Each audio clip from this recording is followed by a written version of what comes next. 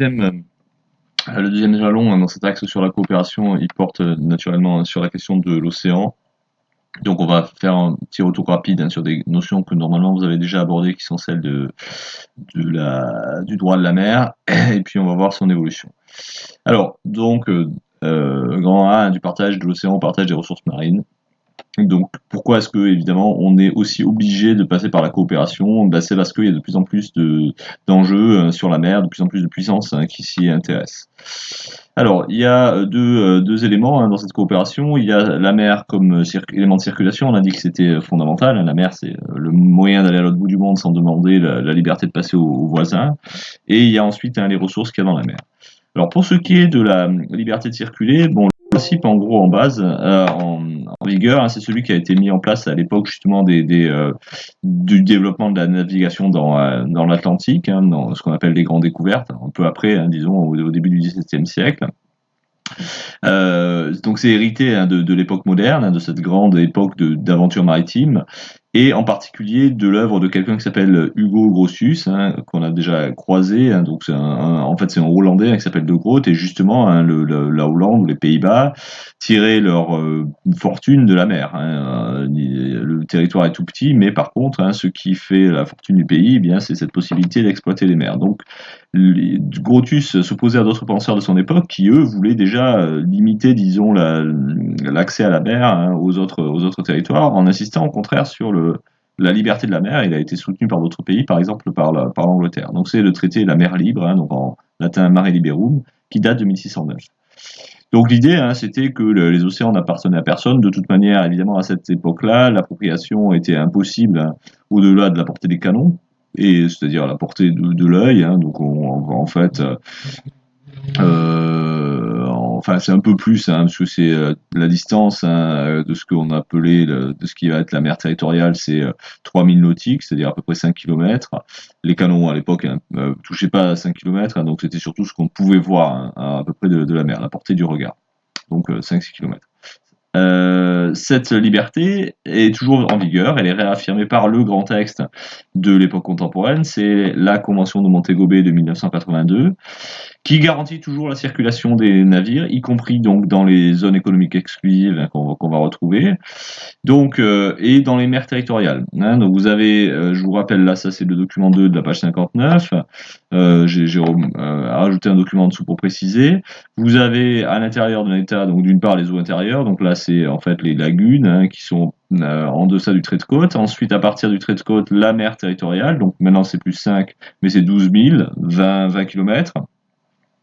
Donc en fait, à partir du moment où on a pu prendre l'avion pour surveiller un peu plus loin, on a élargi cette mer territoriale qui, je vous le disais, était d'abord à 3000 marins sous Grotius. Donc, à l'intérieur de cet espace-là, on est sur la zone de souveraineté de l'État côtier. C'est-à-dire que la mer est traitée exactement de la même manière que la terre.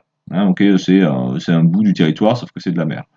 Okay, donc les droits de la puissance souveraine, de la puissance riveraine s'appliquent pleinement, mais vous avez une possibilité de passer, disons que et de même dans une autre zone qui va se rajouter, alors qui apparaît pas sur le premier schéma, mais qui apparaît sur le deuxième, qui est la zone contiguë, qui fait à nouveau 12 000, donc en 12 ça fait 24 000, où là il y a une liberté de passage absolue, sauf que il y a la possibilité de restreindre éventuellement le passage pour des raisons par exemple sanitaires ou pour lutter contre les trafics. Donc dans les eaux, enfin c'est un peu la même logique aussi dans les eaux territoriales, alors avec un contrôle qui est un peu plus strict, mais même les bâtiments militaires peuvent passer, sauf évidemment si ça représente une menace contre l'État voisin. Donc chaque État doit accorder un droit de passage aux eaux placées sous souveraineté. Alors ce passage ne doit pas, je disais, menacer les lois de l'État côtier, qui a du coup la possibilité d'exercer, de faire la police dedans, en particulier pour lutter évidemment contre, par exemple, la contrebande ou pour le contrôle des flux migratoires, évidemment, c'est d'actualité.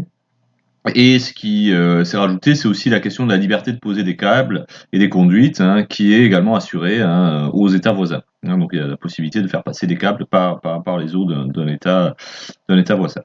Alors du coup, la question de la collaboration internationale, dans un premier temps, c'est surtout là-dessus que ça a joué. Il fallait que quelqu'un fasse la police, hein, c'est-à-dire fasse respecter cette liberté de passage. C'est le rôle qu'ont tenu au 19e siècle les Britanniques. Donc les autres États, pardon, qui n'avaient pas les moyens de l'Angleterre, qui à ce moment-là avaient autant de bateaux que l'ensemble du reste du monde, hein, bon, n'avaient pas les moyens de suivre, et donc on laissait finalement les Anglais qui avaient tout intérêt à faire ça, assurer ce rôle de police des mers, et puis maintenant, hein, en gros, c'est quand même les États-Unis qui s'en sont chargés, avec quand même des collaborations qui existent aussi. Qui s'ajoute au rôle de police des Américains, des collaborations qui ont permis, par exemple, de faire baisser la piraterie, donc comme l'opération Atalante dans le golfe d'Aden contre les pirates somaliens, où ça a baissé, ou en Asie du Sud-Est aussi, depuis 2014, il y a en gros tous les pays proches de la mer de Chine, donc la Chine, mais pas seulement, qui ont lutté contre cette zone de piraterie, qui est une zone de piraterie historique, et effectivement, la piraterie a baissé de 57%. Alors, il y a des endroits à l'inverse où si les États ont moins de moyens, on va voir ressurgir la piraterie. Le problème actuel, même si c'est en train de se calmer, c'est l'Afrique de l'Ouest, la partie du golfe de Guinée, où on trouve pas mal de piraterie. Ok. Alors, le deuxième élément sur lequel cette collaboration va se faire, c'est la question de l'exploitation des ressources. Là, ce qui va changer, c'est essentiellement les techniques mises en œuvre par les sociétés humaines pour exploiter les fonds marins et qui vont donc rendre évidemment nécessaire, un petit peu comme pour l'espace, la collaboration des pays. Donc, de quoi est-ce qu'on parle? Bon, d'abord de la pêche hauturière, c'est la pêche en haute mer, avec d'immenses filets, d'immenses chalands qui vont aller chercher beaucoup plus loin, et surtout beaucoup plus profond, et des quantités beaucoup plus importantes de poissons. C'est vraiment quelque chose qui a rien à voir avec la pêche telle qu'elle se pratiquait avant, disons, le 19e, et surtout la deuxième moitié du 20e siècle. Donc il y a ça. Et le deuxième élément, évidemment, c'est les hydrocarbures. Parce que, eh bien, on se dote de moyens de forage beaucoup plus importants. On peut aller à plus de 2000 mètres de fond, et surtout, enfin, d'abord, on commence à aller chercher des hydrocarbures en mer, à peu près après la Seconde Guerre mondiale. C'est les États-Unis dans le golfe de Floride qui commencent, et puis ensuite, on va aller de plus en plus loin. Donc, il y avait déjà eu des choses avec la Société des Nations, et c'est surtout après la Deuxième Guerre mondiale qu'on va essayer, en gros, de définir les droits d'exploitation des pays sur les franges côtières, donc qui sont en face de leur côte. Donc, on va parler d'un effort de territorialisation des mers, c'est-à-dire de transformer ces mers en territoire. Il y a même il y a un géographe, Camille Parrin, enfin une géographe, pardon, qui parle de méritoire, c'est-à-dire de mer transformée en territoire. Donc c'est en gros, on a en gros des espaces maritimes qui sont de plus en plus traités comme des terres. Alors, le processus, donc je disais, s'accélère avec la Deuxième Guerre mondiale, par la volonté des Américains, du président Truman, qui cherche à étendre en fait cette zone de souveraineté là, à l'époque c'était encore 3000, pour exploiter les réserves d'hydrocarbures qu'on vient de découvrir dans le golfe du Mexique. Et donc, pour ça, il dit que finalement, ce qu'il y a au fond des mers, c'est rien d'autre que l'extension de la Terre qui est ici. D'accord? Que les fonds sous-marins sont la prolongation des terres. Et donc, ce qui va devenir important, c'est ce qu'on appelle le plateau continental. C'est-à-dire qu'effectivement, qu'est-ce qui se passe quand on regarde en couple la plupart des endroits du monde, la mer, le sol va pas se mettre à plonger d'un seul coup, au contraire, il y a évidemment un prolongement comme ça, plus ou moins grand, qu'on appelle le plateau territorial. Donc ça va, les Américains qui sont les premiers à développer cet argument, et peu de temps après, en 1952, les pays d'Amérique latine, Chili, Équateur, Pérou, vont là carrément revendiquer un espace de 200 000 au large de leur côte, donc beaucoup plus grand, ce qui correspond à la ZE actuelle, c'est-à-dire 370 km. Pourquoi? Parce que en fait là le Pérou et le Chili, c'est des zones extrêmement poissonneuses. Le Chili, vous savez, c'est un pays avec cette très large bande très très fine bande côtière, pardon, mais du coup un espace maritime qui est très étendu, une zone très poissonneuse. Et que voient les Péruviens et les Chiliens? Ils voient des bateaux japonais ou américains venir tous les ans piller leurs ressources de pêche, et donc ils sont parmi les premiers à réclamer effectivement qu'on définisse une zone économique exclusive qui leur permette de tirer profit de ces ressources qui leur échappent, sous leur nez. Donc c'est la première fois que cette distance va être définie juridiquement en 1952. Alors, donc en gros, il y a une espèce de triade de ressources. Alors les premières évidemment, c'est les hydrocarbures avec beaucoup de zones de conflit sur la planète. Alors, il y en a plus ou moins célèbres, en Arctique, par exemple. Il y a un conflit qui est assez célèbre entre tous les espaces côtiers, le Danemark, donc, qui est, même s'il y a un statut d'autonomie souverain sur le Groenland, le Canada, les USA au travers de l'Alaska, la Norvège et la Russie. Évidemment, l'enjeu est très important parce que on est de plus en plus capable d'exploiter dans des conditions de froid extrême et on estime qu'il y aurait 10% des réserves de pétrole mondial dans ces zones-là. Deuxième élément, vous savez qu'il y a des conflits en mer de Chine entre, par exemple, la Chine et le Japon pour des îlots qu'on appelle les Senkaku si on parle japonais ou Diaoyu si on parle chinois. L'idée est là aussi liée à éventuellement la présence d'hydrocarbures offshore, c'est-à-dire dans la mer. Normalement, pour que y ait une ZEE, il faut que ces rochers soient habitables, d'accord. Et donc là, tout l'enjeu pour la Chine, c'est de montrer que des rochers qu'elle revendique sont habitables et habités par des Chinois. Deuxième type de ressources, ce qu'on appelle les ressources halieutiques, à savoir la pêche. La pêche qui a par exemple dissuadé la Norvège de rentrer dans l'Union européenne, c'est pour ça qu'elle n'en fait pas partie, c'est pour maintenir ses droits de pêche.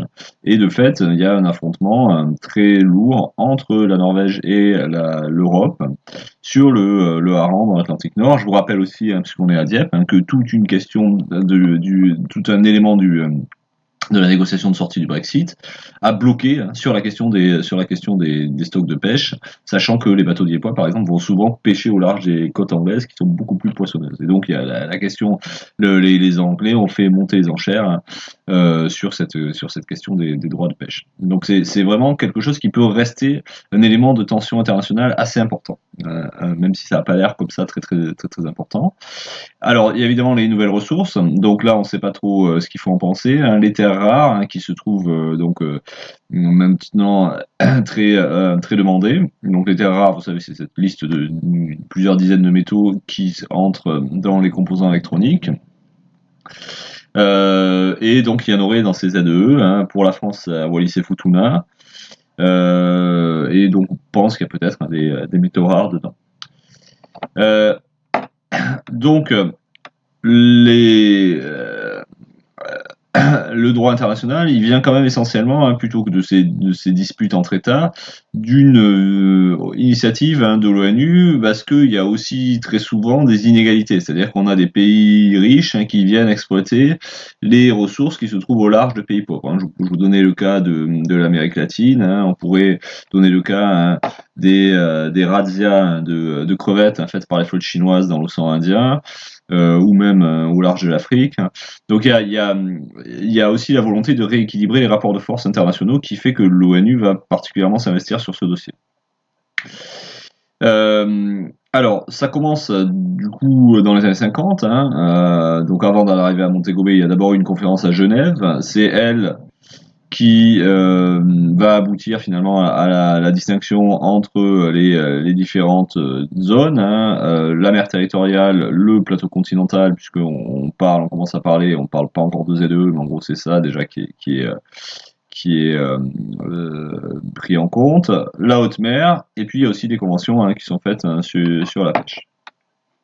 Donc il y a une suite en fait, il y a une autre conférence en 70, il y a une suite de conférences. Bon, ce qu'il faut retenir, c'est surtout, on peut retenir la date de Genève en 58, c'est surtout quelque chose qui me servait à vous montrer que c'était un long processus. La date importante, c'est celle de 82, évidemment, de la Convention de Montego Bay, qui garantit le principe de liberté des mers, donc ça c'est pour l'aspect circulation, mais qui définit en même temps des espaces d'appropriation juridique.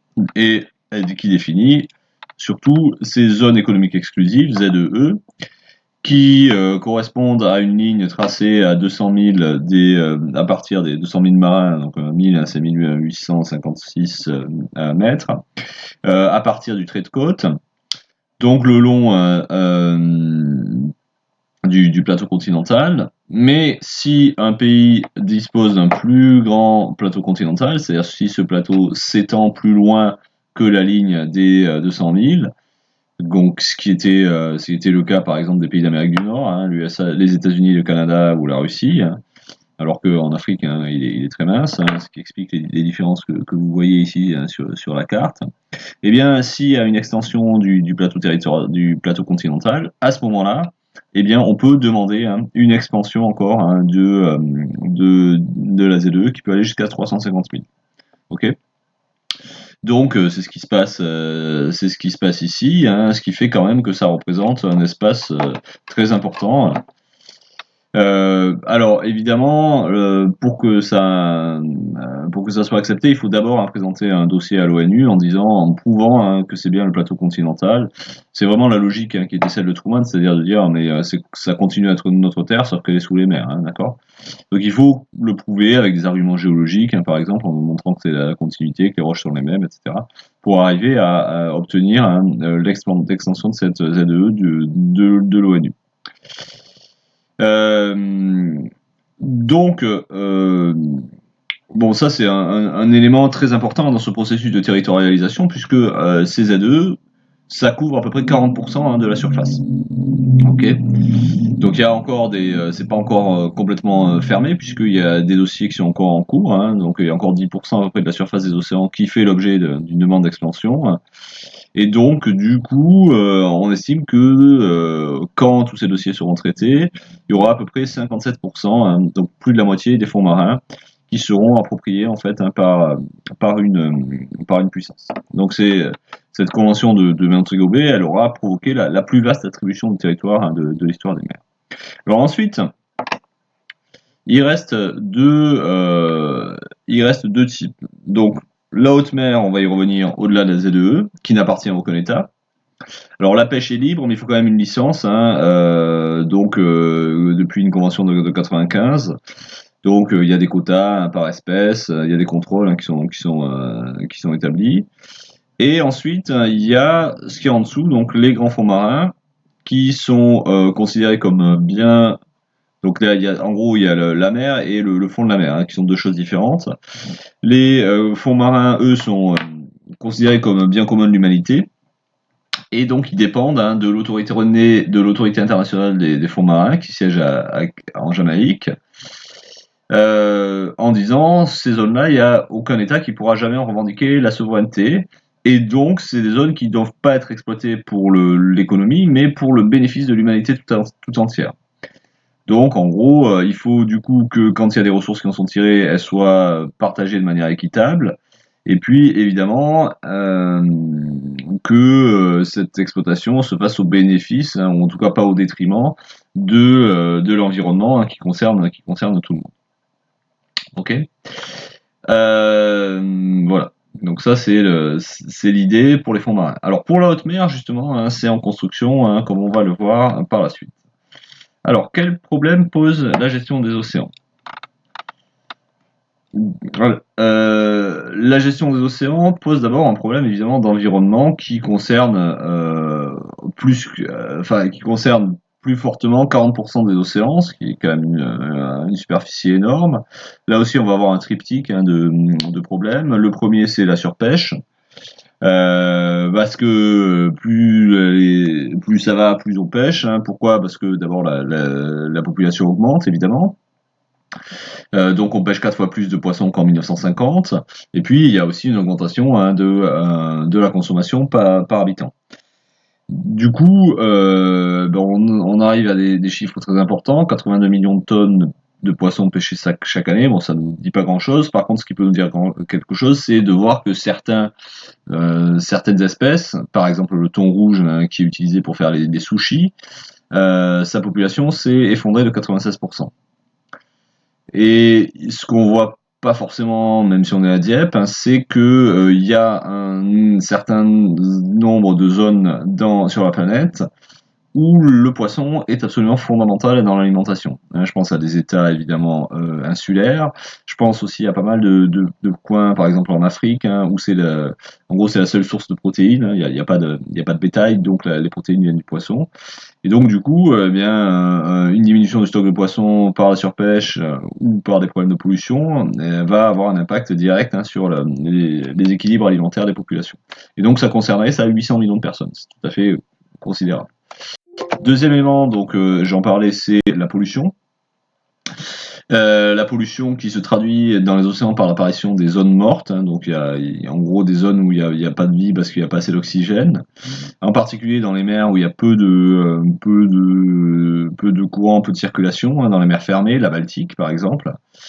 La Méditerranée aussi, dans une moindre mesure. La Baltique, les eaux mettent plus de 30 ans à se renouveler. Elle est connectée à l'océan global, mais par des zones qui sont assez étroites. Et c'est une mer qui est bordée par beaucoup d'installations humaines, avec des égouts, avec l'industrie, avec surtout les engrais à cause des ruissellements, donc des engrais qui nourrissent les algues. Vous connaissez peut-être les algues vertes en Bretagne, et ces algues elles absorbent tout l'oxygène, et donc du coup le reste meurt. Donc il y a un développement de zones mortes. La pollution, en gros, en mer, elle vient quand même essentiellement de la terre. Elle peut venir des bateaux, elle peut venir des activités en mer, mais c'est à 80% une pollution qui vient de la terre. Alors, ce qui est très développé, très à la mode, je dirais, enfin, on en a pris, disons, conscience récemment, c'est, vous le savez, la pollution au plastique. Avec une complexité, c'est que ces plastiques, ils peuvent parfois être à moitié dissous. Donc on a ce qu'on appelle des microplastiques, tout petits, qui vont contaminer, qui vont être mangés par les plus petits organismes, lesquels sont mangés par les organismes plus gros. Donc il y a toute la chaîne alimentaire qui va se trouver contaminée par ces plastiques. Et ces plastiques forment ce qu'on appelle des gyres, G-Y-R-E, donc des espèces de tourbillons qui s'accumulent.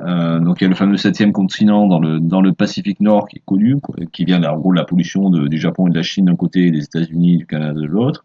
Mais il y en a aussi dans le Pacifique, dans l'Atlantique, pardon. Donc il y en a un petit peu au large de l'Afrique, par exemple. Vous avez, et puis entre l'Afrique du Sud et le Brésil, le Brésil et l'Argentine, vous avez de ces espèces d'immenses tourbillons de plastique qui contaminent toutes les espèces marines. Le dernier aspect, ça c'est ce qui préoccupe le plus les décideurs, c'est le réchauffement climatique. En fait, on ne s'était pas rendu compte à quel point l'océan était important dans la production d'oxygène. C'est-à-dire que dans l'océan, même si on a l'impression on voit pas forcément tous les végétaux, il y a beaucoup de micro-végétaux, donc du phytoplancton, qui, comme des forêts, va absorber du CO2 et rejeter de l'oxygène. Et donc, l'océan, du coup, a un rôle absolument central dans la production c'est plus de la moitié de l'oxygène qui est produit par l'océan, dans la production d'oxygène. Et évidemment, avec le développement de la pollution, eh bien, on a une diminution de ce phytoplancton qui peut être problématique. On a surtout, en fait, ce qui se passe, c'est plutôt qu'avec le réchauffement, on a plutôt plus de phytoplancton qui se développe, mais comme il capte le gaz carbonique, ça va augmenter l'acidité de l'eau, et donc l'augmentation de l'acidité de l'eau va agir sur les autres espèces, en particulier, ce qui est célèbre, c'est les coraux. Donc avec le phénomène de blanchiment des coraux, donc la fameuse grande barrière de corail au nord de l'Australie, elle s'est réduite de moitié dans les dernières années, et donc elle est vraiment dans une situation critique. Voilà. Donc, qu'est-ce qui est mis en place dans ce contexte? Alors d'abord, il y a, après la convention de Rio, après le sommet de la Terre, pardon, à Rio, une convention spécifique sur la mer. La convention il y a une convention sur la biodiversité avec des COP spécifiques sur la biodiversité, qui est un volet marin, avec la possibilité de mettre en place des réserves qui sont marines, qu'on appelle des aires marines protégées, en abrégé AMP. Donc il y en a de 5000 dans le monde en 2015. Avec de plus en plus des aires qui sont internationales, on va revenir dessus. Par exemple, dans l'Antarctique, en 2016, il y en a une immense aire qui a été mise en place après pas mal d'années de négociations.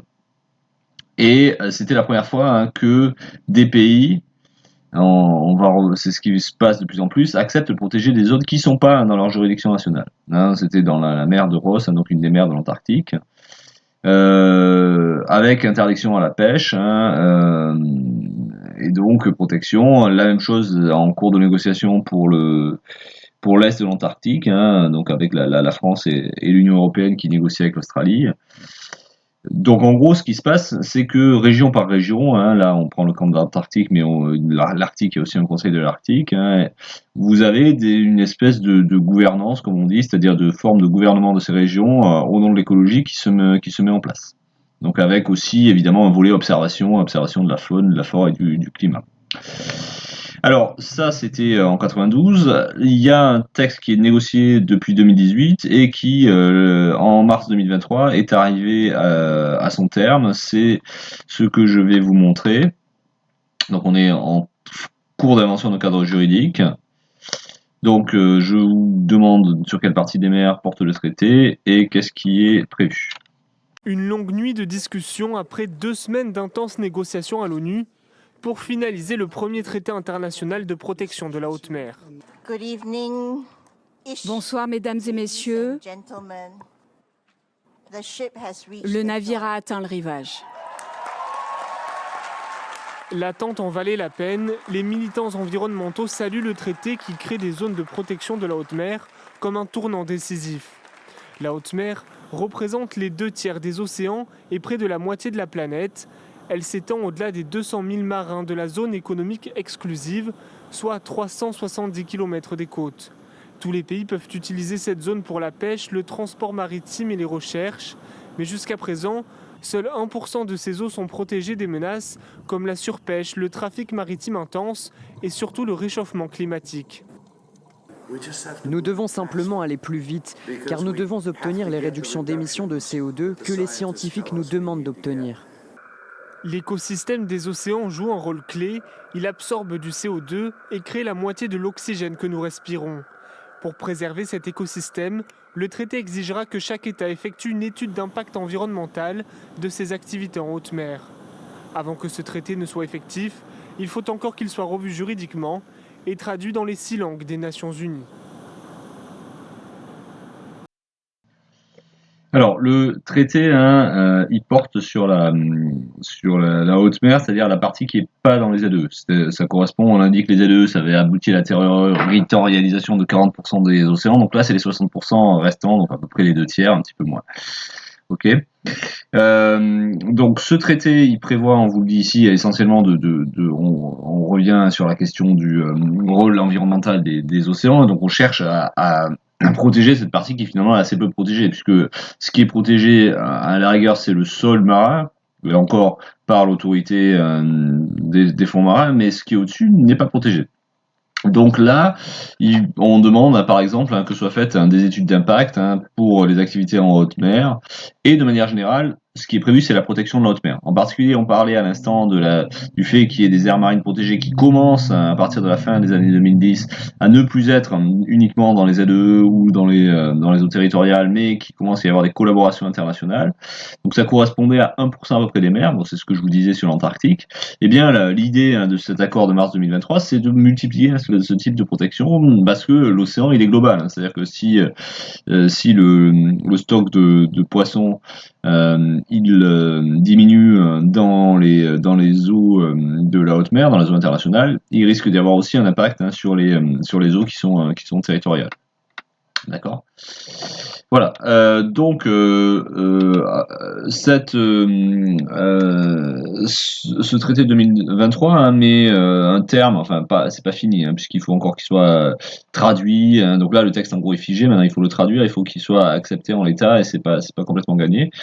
Il met un terme à une série de négociations qui est en cours depuis 2018, qu'on appelait la BBNJ. Donc ça, c'est dans votre programme. BBNJ, c'est l'acronyme en anglais. Donc pour la biodiversité, biological diversity, beyond national jurisdiction, excusez mon anglais, c'est-à-dire au-delà des juridictions nationales, c'est-à-dire en haute mer. C'était donc là le premier instrument juridique de la Convention des Nations Unies sur le droit de la mer, qui cherchait à créer un cadre juridique contraignant sur ces eaux qui finalement étaient pas vraiment régies par un droit. Il y a le droit du pavillon du bateau, mais enfin il y a pas vraiment de cadre pour ces eaux qui étaient internationales. Donc en essayant de mettre en place une exploitation qui soit durable. Donc ce texte adopté en mars 2023, il prévoit, je vous disais, d'une part la possibilité de créer des aires marines dans les eaux protégées dans les zones internationales, ce qui était difficile auparavant.